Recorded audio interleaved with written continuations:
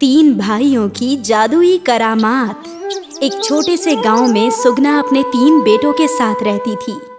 सुगना के तीनों बेटे तरुण, करुण और वरुण अद्भुत शक्तियों के मालिक थे, पर ये बात सुगना ने सबसे छुपा कर रखी थी। सुगना दूध बेचने का व्यापार करती थी। अरे तरुण, मैंने दूध दुह दिया है, तुम जाकर प्रमुख जी के घर दूध दे आओ। माँ, इतने सारे दूध का प्रमुख जी क्या करेंगे? उनके घर में शादी है, इस दूध की खीर और मिठाइयाँ बनेंगी। आराम से ले जाना, गिराना मत। भला मुझसे कभी कुछ गिरा है क्या माँ? तरुण ने दूध का घड़ा अपने सिर पर रख लिया और प्रमुख जी के घर की ओर चल पड़ा। रास्ते में उसका ध्यान भटका और वो एक पेड़ से टकराकर गिरने ही वाला था कि उसने अपनी शक्तियों का इस्तेमाल किया और उसने पूरी रफ्तार से घड़े को पकड़ लिया।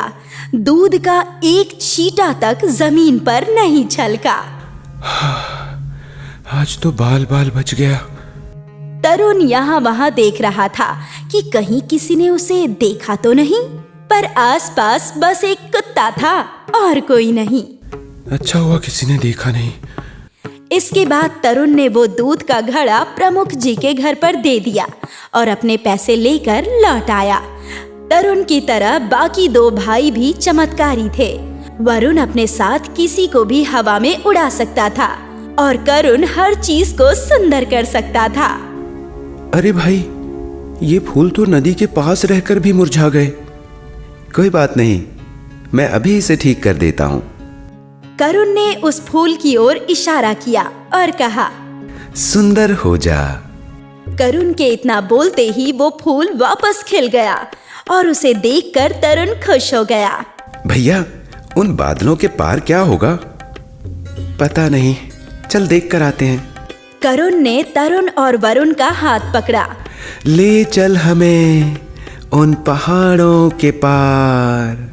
तीनों भाई हवा में उड़ते हुए पहाड़ों की ओर चल पड़े। पहाड़ों का दृश्य अद्भुत था। रंग बिरंगे फूल, शांति और खूबसूरत वादियां।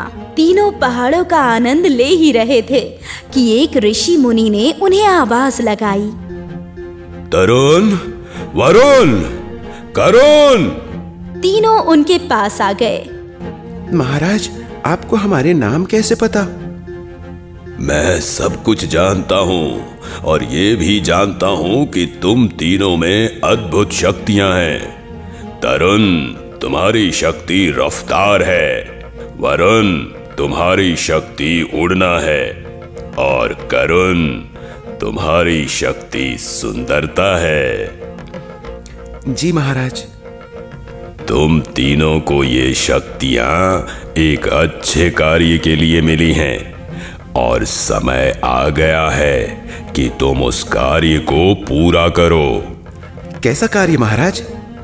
यहाँ से हजारों मील दूर एक मरुभूमि है, रण की मरुभूमि। वहाँ के लोग बहुत ही दुख दर्द में जीवन काट रहे हैं। तुम तीनों ही उनकी मदद कर सकते हो और यही तुम्हारे जीवन का उद्देश्य है। उस मरुभूमि को हरियाली में बदल दो, लोगों को जीवन दान दो। जी महाराज, हम ये अवश्य करेंगे। तीनों भाइयों ने ऋषि मुनि का आशीर्वाद लिया और वापस अपने घर लौट आए। लौटते ही उन्होंने सारी बात अपनी माँ को बताई। बेटा, पर मरुभूमि में जाना खतरे से खाली नहीं है। हम जानते हैं माँ, पर शायद हमें ये शक्तियाँ इसीलिए मिली हैं। ठीक है, हम इस गांव में सालों से रह रहे हैं। जाने से पहले हमें इस गांव को भी कुछ देकर जाना चाहिए। मैं समझ गया माँ। रात के अंधेरे में करुण घर से बाहर निकला और उसने गांव की ओर देखा। सुंदर हो जा। करुण के ऐसा कहते ही पूरा गांव सुंदर हो गया। पेड़ों पर फूल फल लग गए, छोटे छोटे घर बड़े और खूबसूरत हो गए।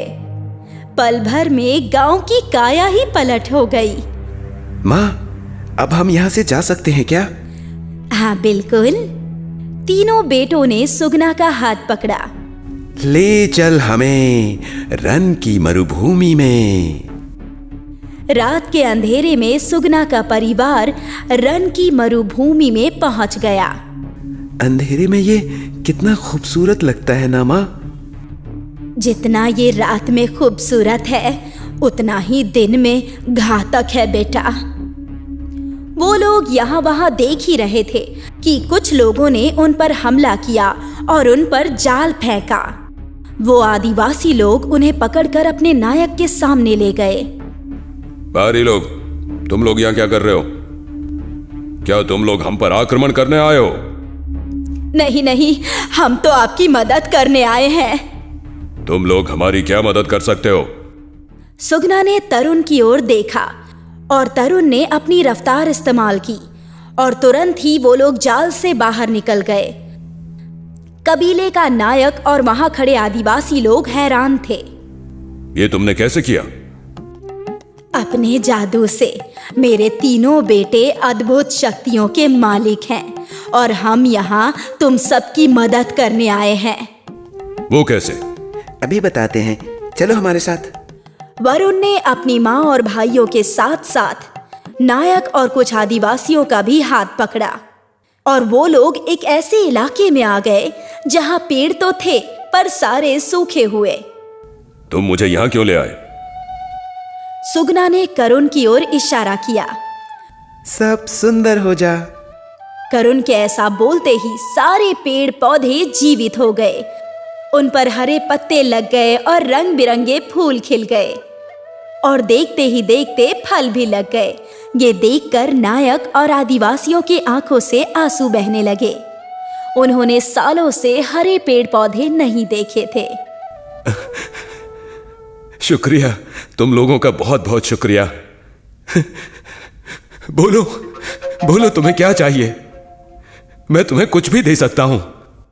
हमें कुछ नहीं चाहिए, हम बस यहाँ आप लोगों की मदद करने आए हैं। धन्यवाद सिपाही, आज से ये हमारे मेहमान हैं और इनकी अच्छी तरह देखभाल करना। कुछ दिन सुगना और उसके बेटे नायक के घर में ही रहे मेहमान की तरह। और फिर एक दिन बरसात शुरू हो गई। मरुभूमि के सारे लोग बरसात में नाचने लगे। वाह, ये तो बहुत अच्छी बरसात है।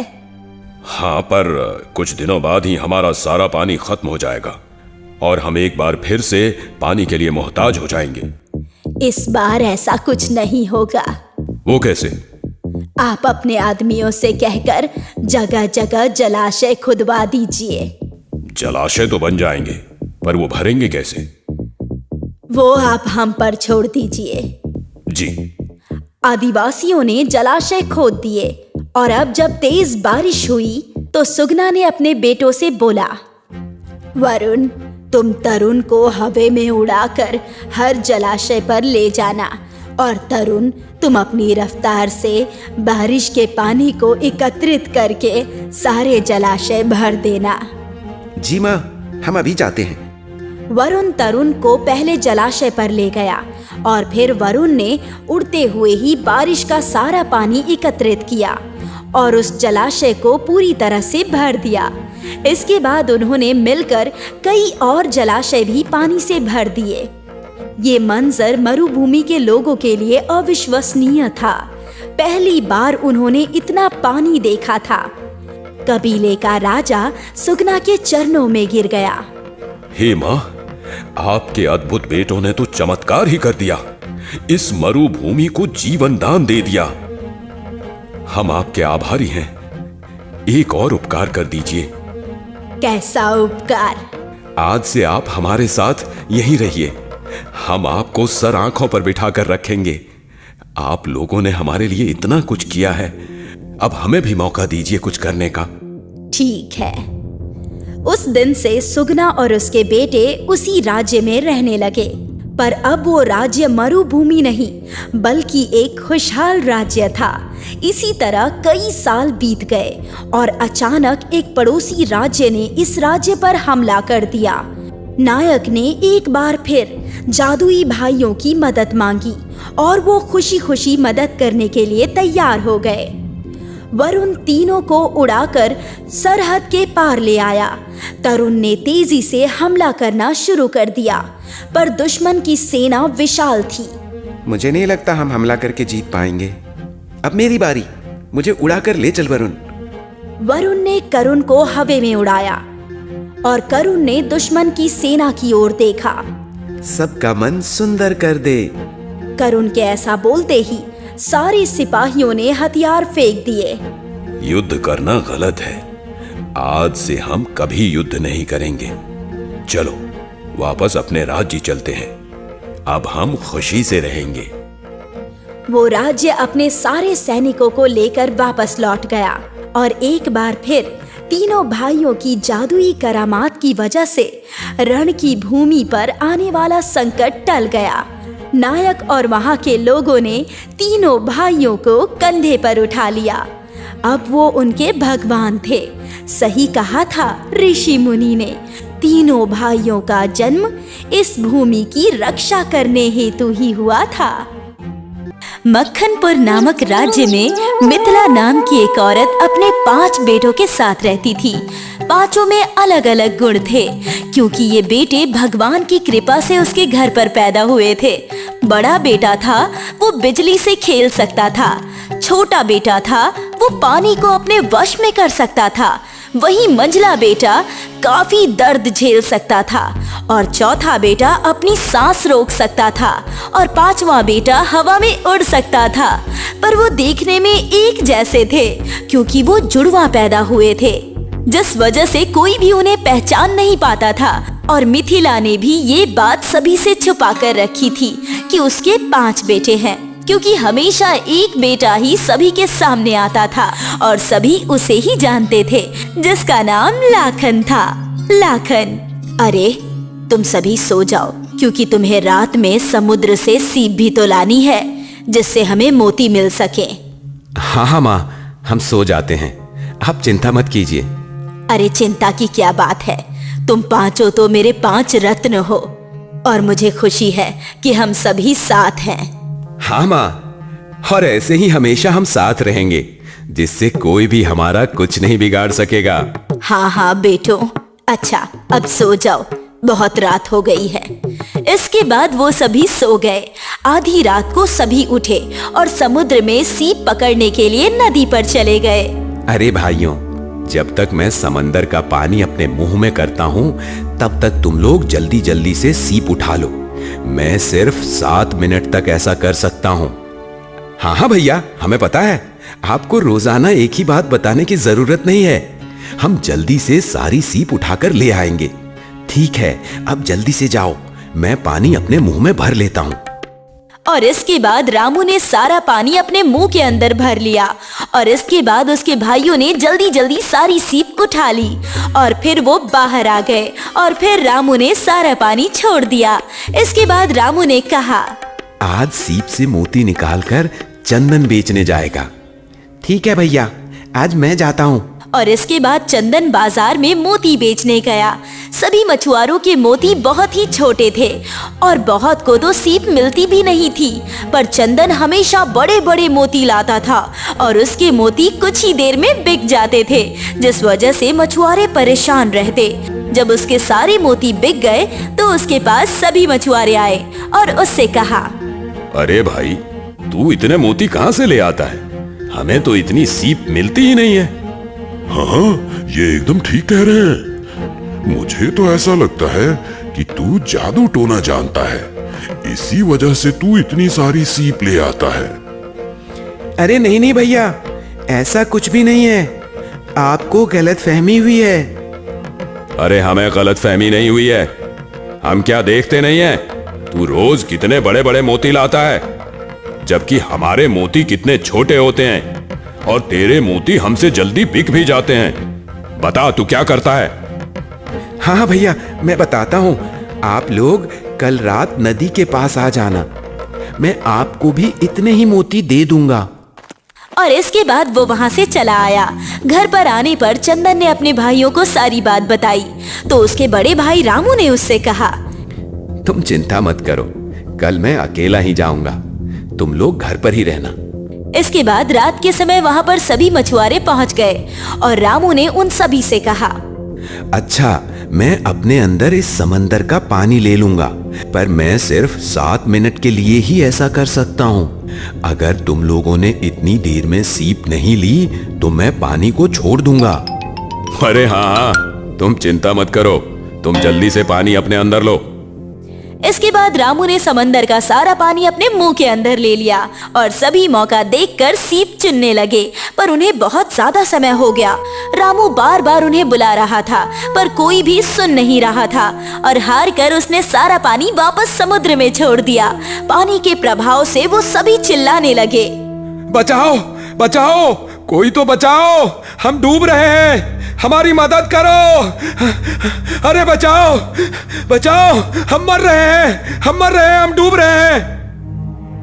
हाँ, कोई तो बचाओ, इस रामू ने तो हमें मार डाला, बचाओ, बचाओ। और कुछ ही देर में सारे मछुआरे डूबकर मर गए। जब ये बात महाराज को पता लगी तो मछुआरों के परिवार वाले रामू को पकड़कर महाराज के पास ले आए। ये मैं क्या सुन रहा हूं? तुमने नदी में डुबाकर बहुत सारे लोगों को मार दिया है। नहीं नहीं मालिक, हमने चेतावनी दी थी कि मैं 7 मिनट से ज्यादा अपने मुंह के अंदर पानी नहीं रख सकता हूं, पर इन्होंने मेरी चेतावनी मानी ही नहीं, इसी वजह से यह हादसा हो गया। मुझे कुछ नहीं पता है, तुमने लोगों को मारा है और इसकी सजा यह है कि अब तुम्हें भी नदी में डुबा कर मारा जाएगा। तुम्हारी कोई आखिरी इच्छा है तो तुम हमें बताओ, हम वो जरूर पूरी करेंगे।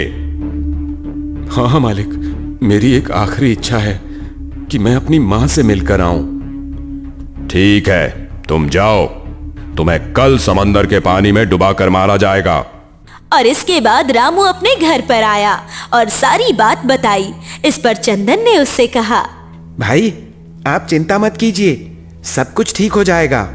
अगले दिन रामू समुद्र पर पहुंचा और इसके बाद राजा ने उससे कहा, अब तुम जाओ और जाकर इस समंदर में डूब जाओ। ये सुनकर रामू उस समुद्र में चला गया, पर समुद्र ने उसका कुछ नहीं बिगाड़ा। ऐसा लग रहा था मानो समुद्र उसका दास हो और वो उसी के इशारों पर चल रहा हो। ये देखकर सभी बहुत हैरान हुए। अरे ये क्या हो रहा है? रामू को तो कुछ हो ही नहीं रहा है। ऐसा लग रहा है मानो समंदर उसकी बात मान रहा हो और वो उसे कुछ कर ही नहीं रहा हो। ये देखकर राजा भी काफी हैरान हुआ और रामू समुद्र से बाहर आ गया। रामू को सही सलामत देखकर राजा ने उससे कहा, अरे ये कैसे हो गया? तुम्हें समंदर ने डुबोया क्यों नहीं? ऐसा कैसे हो सकता है? मुझे तो कुछ समझ में ही नहीं आ रहा। पर रामू चुपचाप वहां पर खड़ा रहा। इस पर राजा ने कहा, ठीक है, कल तुम्हें करंट दिया जाएगा, तब देखते हैं तुम कैसे बचते हो। क्या तुम्हारी कोई आखिरी इच्छा है? हाँ हाँ मालिक, मुझे अपने घर माँ से मिलने जाना है, क्योंकि कल पूरी रात मेरी माँ बहुत रोई है, क्योंकि जब उन्हें पता लगा कि मैं मरने वाला हूं तो उन्होंने रो रो कर अपना बुरा हाल कर लिया। ठीक है, तुम जाओ, अब तुम्हें कल बिजली से करंट दिलवाया जाएगा। इसके बाद रामू घर पर आ जाता है और सारी बात बताता है। इस पर लाखन ने कहा, आप भैया चिंता मत कीजिए, कल मैं आपकी जगह पर जाऊंगा, क्योंकि मुझे तो बिजली से कुछ होता ही नहीं है। ये सुनकर सभी लोग बहुत खुश हुए और फिर अगले दिन रामू की जगह पर लाखन वहां पहुंच गया और उसके बाद जैसे ही लाखन को करंट लगाया गया उसे कुछ नहीं हुआ, उल्टा उस व्यक्ति को करंट लग गया जो लाखन को करंट लगा रहा था। मुझे तो बहुत मजा आ रहा है इस बिजली के करंट से। आहा, धम ता धम ता धन ता धन दिन ता धन दिन ता धन ता धन ता दिन दा। आहा, ये देखकर लोग बहुत हैरान हुए। लोगों को समझ में ही नहीं आ रहा था कि आखिर रामू को करंट क्यों नहीं लग रहा है। ये देखकर राजा भी बड़ा हैरान हुआ और इसके बाद लाखन वहां से आ गया। इस पर राजा ने कहा, अरे ये कैसे हो सकता है? तुम्हें करंट क्यों नहीं लगा? मुझे तो कुछ समझ में ही नहीं आ रहा है। आखिर ऐसा कैसे हो सकता है? पता नहीं महाराज, मुझे तो कुछ भी नहीं पता है। आपने खुद ही देख लिया कि बिजली ने मेरा कुछ नहीं बिगाड़ा। हाँ, ये तो मुझे भी पता है। ज्यादा चालाक मत बनो।